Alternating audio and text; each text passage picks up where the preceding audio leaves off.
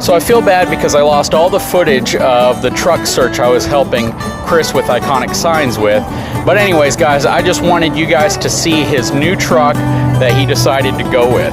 He ended up getting a totally different truck that you probably never expected. A new Super Duty F350.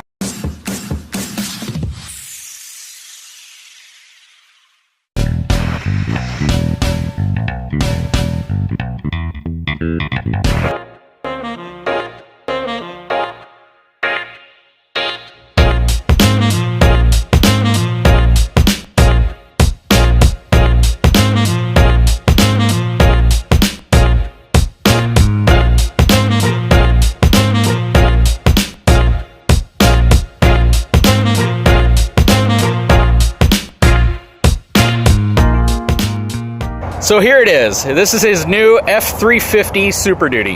Now, I know I did the exact same thing in this video that I did in my video when I got my 350 versus the Ram, but I'm going to tell you something that, quite frankly, I'm already prepared for. I know a lot of people are like, well, of course he got a Ford because it's on Big Truck, Big RV, and he's a Ford fan. But I got Chris here, and I want Chris to admit that I was really pushing you to get a Ram. Was I not? You sure were, and it came really close actually.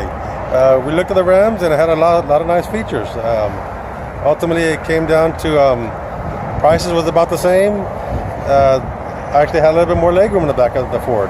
And that was really it. We found out, because I'd never been in a mega cab, but we'd found out that the mega cab really isn't any larger as far as rear seat legroom than the crew cab, right? So that is true. You end up losing really leg space versus the Ford. And you know, if you look at the new Ram half-ton trucks for 2019, they give you a tremendous amount of leg space.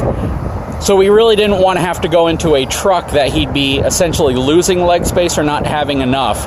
And we were able to find this truck at Mack Hike Ford in Houston, and he got it for really about the same deal you would have gotten the Ram for, right? It really came down to the price was about the same, so I had the option to go either way. Personal preference, I actually liked the Cummins engine after doing the research and history and reading up on it. But it came down to the legroom, both the same price, a little bit closer for me to obtain. So I ended up going with the Ford. Yeah, so let's take a look at this truck. Let's look at some of the things that you got on it. This is a Lariat Ultimate package. He was able to get that huge panoramic sunroof. That was actually a necessity for him because, again, he's in the sign business, and when you're looking up at signs all day, it comes in really handy to have a large panoramic sunroof to look up with. But he ended up getting it in the silver color, and I know at first this was the one color he didn't want. What warmed you up to the silver? The metallic. Really, the metallic? Yeah, it shines in the sun.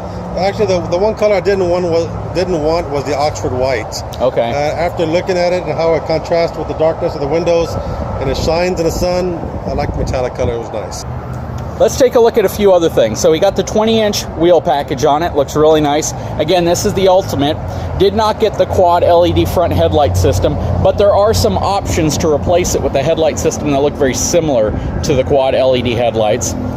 The truck just looks really good. One thing that is different about this truck over the previous F250 he had is that he wanted the 8-foot bed on this one. So he has a lot more bed space, and he asked me about a few upgrades that I suggested, so I told him which bed cover and what bed liner we preferred. Let's take a look at that real quick. So on this truck, he has a bed rug.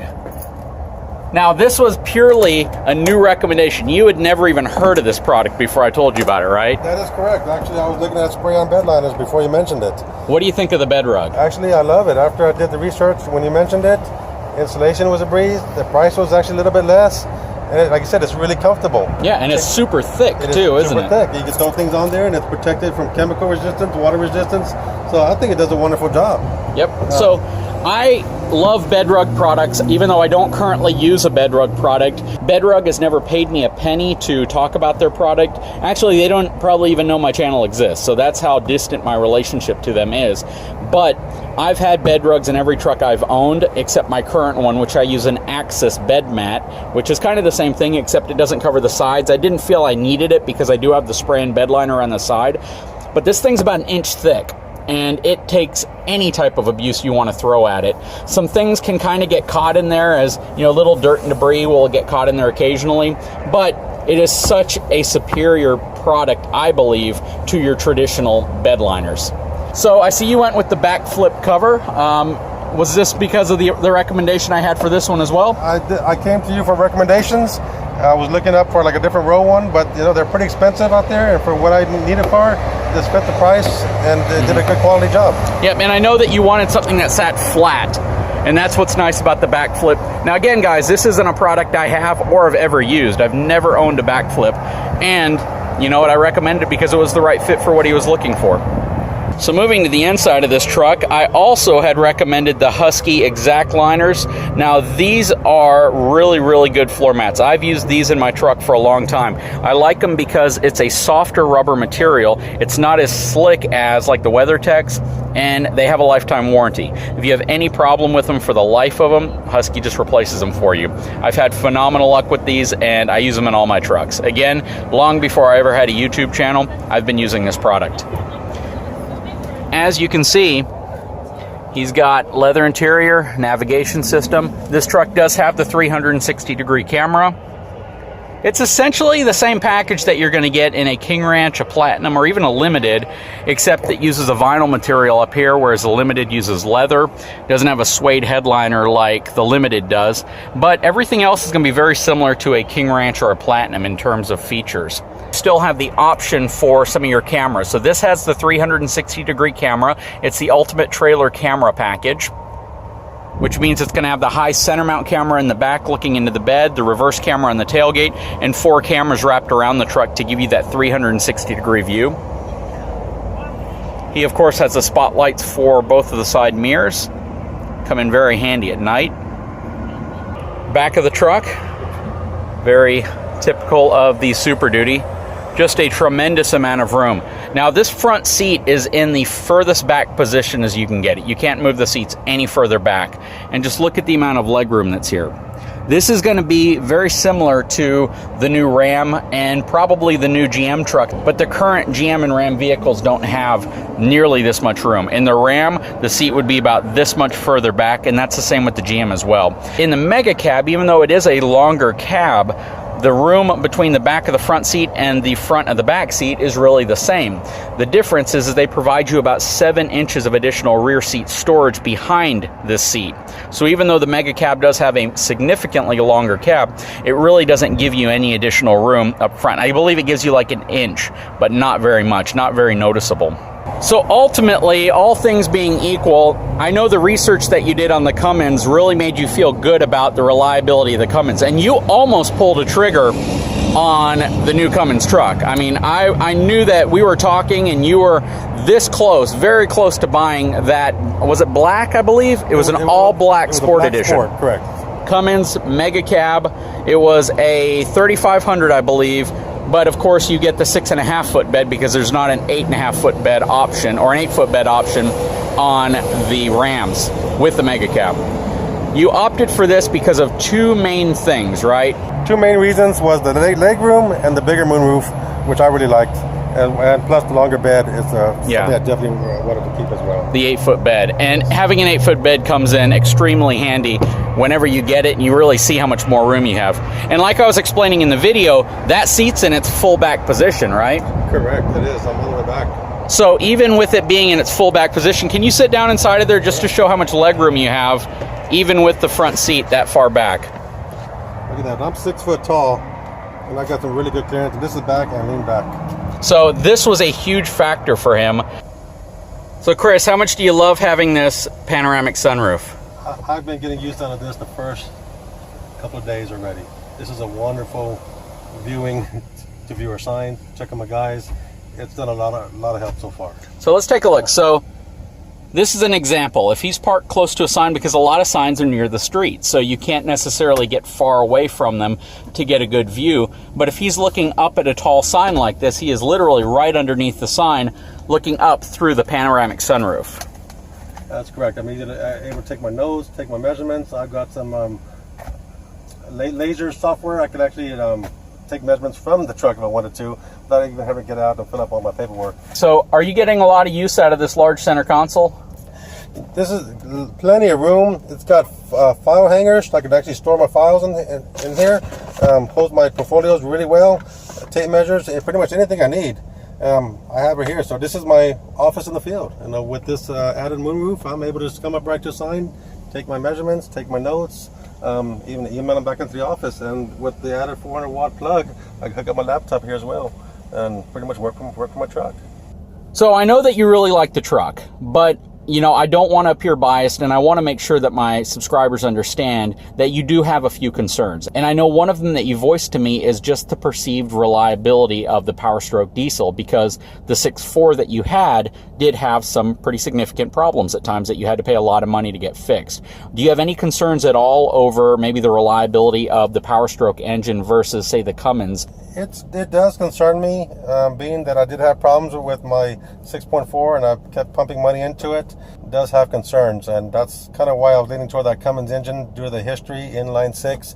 It made more sense in general, but you know, I'm going to take the chance and just go forward with it. Yeah, and I've made the point that, you know, pretty much 2013 and newer, all diesel engines are pretty reliable. The single biggest failure point on any of them now is really the emissions-related stuff, which is kind of universal to all of the trucks. But I can understand how people would definitely walk into a new Super Duty if they've had problems with the previous one, a little bit skeptical and hoping that they're going to have good luck. I hope that you don't have any problems with this engine. If you had any truck, I would tell you the same thing. So we're hoping that he's going to have a great lifespan out of this engine with no problems.